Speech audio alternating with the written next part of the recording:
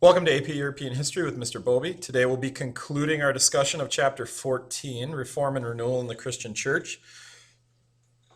We'll be using the text today, McKay, Hill, and Buckler, 7th edition, and we'll be specifically talking about sections 5 and 6 of the text, the growth of the Protestant Reformation throughout Europe, and the Catholic Reformation and Counter-Reformation. Spread of the Reformation. The Reformation starts out with Luther, but it's very important to note that another significant figure who is often, by lay people, overlooked or not quite as highly publicized is John Calvin. And John Calvin is a very significant person for spreading ideas that will turn into many of the other Protestant religions that are developed. He establishes a Christian society in Geneva, and it's important to associate John Calvin with Geneva. He creates a theocracy, which he has a lot of control over, writes the Institutes of Christian Religion, and firmly believes that God has absolute sovereignty. And the real key idea that you need to understand with Calvinism is predestination, is what he calls it. And it's a belief that was not unheard of in the church, but was seen as somewhat pessimistic of a view that a person's fate has already been decided. There was nothing that they could do during their life, which kind of goes with the by faith idea and not through good works. But it also seems somewhat pessimistic, like there's absolutely nothing that you can do. Well, Calvin was able to through his eloquence and scholarly communication, provide justification for why that was a wonderful thing.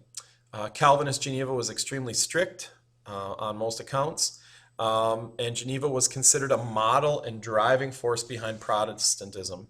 Many people sought to come to Geneva to be a part of this. There were also, however, many people who were tried as heretics, lost their lives, or were expelled from Geneva if they were on the other side of that coin. The Anabaptists. The next section of the text talks about the Anabaptists, and it's from the Greek, to baptize again. It's not surprising due to the word that offshoots include the Baptists. And the big idea here was that they believed that adults were the only ones that could truly make a free choice. And there are a lot of unique things that the Anabaptists contribute to religion. Besides many offshoots, including the Congregationalists and the Quakers, the idea of separation of church and state, which was very unique at this time period, will go on to continue and influence even the writers of our own United States Constitution. They admitted women to the ministry. They didn't believe in baptism. They believed that baptism should come at the time of adulthood, that each church was a separate, unique entity, and they refused public office, and they were pacifists. They refused military service. This was a heavy attraction to Anabaptism by the poor, unemployed, and uneducated. And for this reason, and because their views seemed more extreme in the Reformation, they were bitterly persecuted, a minority group that sprung up. The English Reformation. We cannot talk about all these changes in Europe without talking about the English Reformation. And there's some things that we have to understand beforehand. Now, England was not in bad shape when it came to Catholicism. They had actually gone ahead and educated many of their priests, and they weren't, scholars in England were not nearly as critical of the Catholic Church as they were in mainland Europe. But there were still undertones. The Lollards were still around. They'd been around since the 14th century, followers of John Wycliffe, okay? And they had survived underground, and their ideas motivated people during the Reformation. Another key name that comes up in this section of the text is William Tyndale. Okay, he was an English humanist and reformer, and he is responsible for writing the English translation of the New Testament. This was very significant, just as Luther's German translation, just as the Swedish translation, writing in the vernacular and making that text accessible to the everyday populace of your country created nationalist sentiment and also produced a religious fervor that was very important to the Protestant movement. The English church was in good shape, as I'd said, and the English Reformation is not necessarily a reformation. Most scholars would argue that is motivated on religious terms. It's motivated by personal and political issues of the king. And who is that king? That king is Henry VIII. Okay? He was heavily influenced by personal reasons and politics rather than religion. He wanted to annul his first marriage to Catherine of Aragon. And this is kind of a sticky situation because her nephew is Charles V, who is perhaps the most powerful monarch in Europe at this point. He fell in love with Anne Boleyn, that's the personal side, but on the political side, he needed to produce a male heir, and that had been unsuccessful. Clement VII does not grant annulment, even though it's later granted and he pulls some strings, he still has Catherine of Aragon. She's kind of out of the picture. He marries Anne Boleyn. She is unsuccessful. He has her tried for adultery, and she's beheaded. Henry goes through women, and he will then marry Jane Seymour coming up, and then he'll have 3 more wives after that. Okay?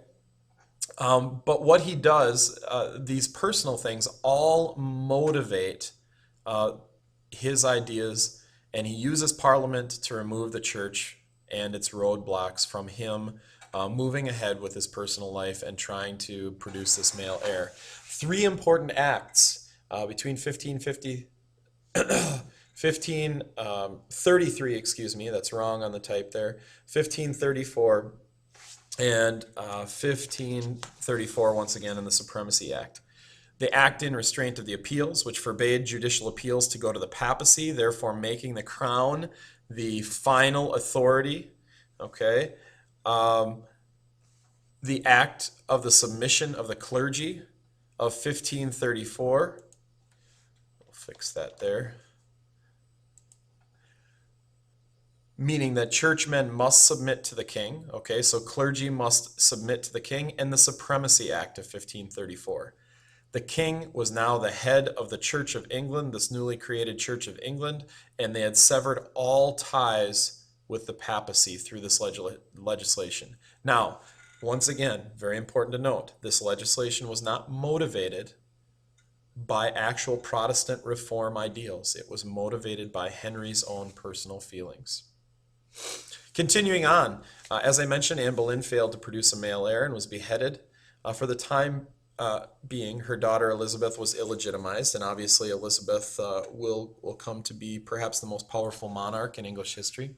His third wife, Jane, produces a son, Edward, and both Edward, and then as he goes back and recants and sets up the line of succession to Mary and then Elizabeth, both Edward and Mary rule for brief times, and then Elizabeth would succeed them in the throne. Other significant things that Henry does, okay, that change the history of England forever. Under his chief minister, Thomas Cromwell, he dissolves the monasteries, okay, and he ends monastic life, the life of the Catholic clergy that had been in England for over 900 years. He wanted their wealth, he wanted their church property, and really it's as a result of this English Reformation that he sets Elizabeth up and the Tudor dynasty for a very long reign, because he redistributes the property, he sells a lot of it off, filling the political coffers, and this kowtows to the upper class that will then support and ally with the Tudors. Nationalism in the church has met with some resistance because a lot of people at the time that Parliament was passing these laws didn't really know what was going on. It's only afterwards that they realized that they have been severed from Rome completely, and there were a lot of people that felt very passionately opposed to that. One group that does not and wants to rid England of Catholicism wanted to purify the church in Protestant forms, and that's where we get the Puritans. And if you're familiar with our own U.S. religious history early on and colonization, you'll know the Puritans and the Pilgrims are also mentioned in the text. After moving back and forth between religions, first Edward, who succeeds Henry VIII, is very strong Protestant, has a very strong Protestant influence, and then Mary, who swears allegiance and marries Philip, from Spain tries to create a Catholic regime once again in England. And then finally, Elizabeth is really given credit for bringing stability to the church. She passes through a set of decrees basically that are called the Elizabethan Settlement, a requirement that outward conformity must be shown to the Church of England. But ultimately, most scholars believe that she didn't really care what religion people were. She was not either an avowed Protestant or Catholic, but she felt that to capitalize on her power, she definitely needed everyone to conform to one religion. Scotland, Ireland, and Scandinavia. They are also mentioned at the end of this section. Scotland is heavily influenced by a man named John Knox, and he is heavily influenced by Calvin.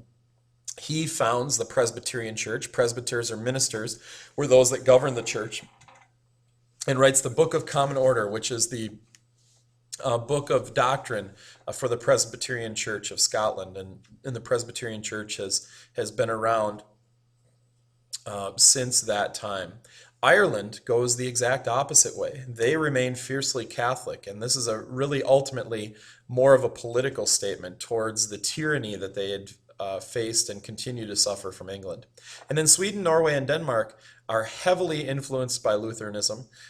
They are uniquely established as state churches, and this is a push by the monarchy. And the monarchy, also motivated by political reasons, just like the princes in Germany, just like Henry in England, realizes that there is a lot of money that can be dissolved into the coffers of the political machine in the monarchy and taken from the papacy.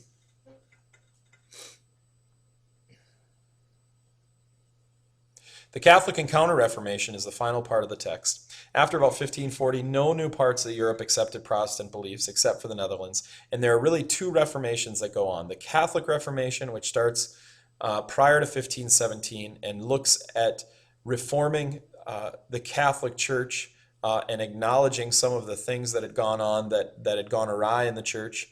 Through a new spiritual fervor, and then the Counter-Reformation, which is ultimately a reaction to the spread of Protestantism, and sought to convince or coerce heretics, meaning those that had conformed to Protestantism, back to the church. This was a very slow reform, though, okay? And it was a slow reform because people were caught up in bureaucracy. Popes resisted the idea because they were scared of losing power and losing funds. It was a very scary time if you put yourself in the shoes of the Pope. It doesn't necessarily make it right, but that loss of authority was something that they feared after 1,500 years of superiority, ultimately. Okay, Clement VII is in your textbook portrayed as having a very unfavorable reputation, and he was put in a very difficult spot. But ultimately, things that happen under Clement, he allows Protestantism to spread because of his preoccupation with secular affairs and the wealth and the spirit of the Renaissance. He vacillates his support between Spain and France during the Habsburg-Valois Wars. When Francis I of France is captured, he switches to support Francis from Charles V. Charles is upset and he sacks Rome, which ultimately ends the Renaissance. So Clement is given a lot of credit for a lot of negative things during this period of time that go on during in the church. The Council of Trent. The Council of Trent is called by Pope Paul III. It met intermittently from 1545 to 1563, and although attempts to reconcile with Protestants fail, and political ambitions really get in the way for many countries that are motivated against the Reform movement, the Council of Trent is considered to be very successful. Achievements include suppression of pluralism and the sale of indulgences, increased education and training, curbing clerical immorality, and finally, public marriage, which is a very significant and important part of things. That will conclude this lecture. Thank you.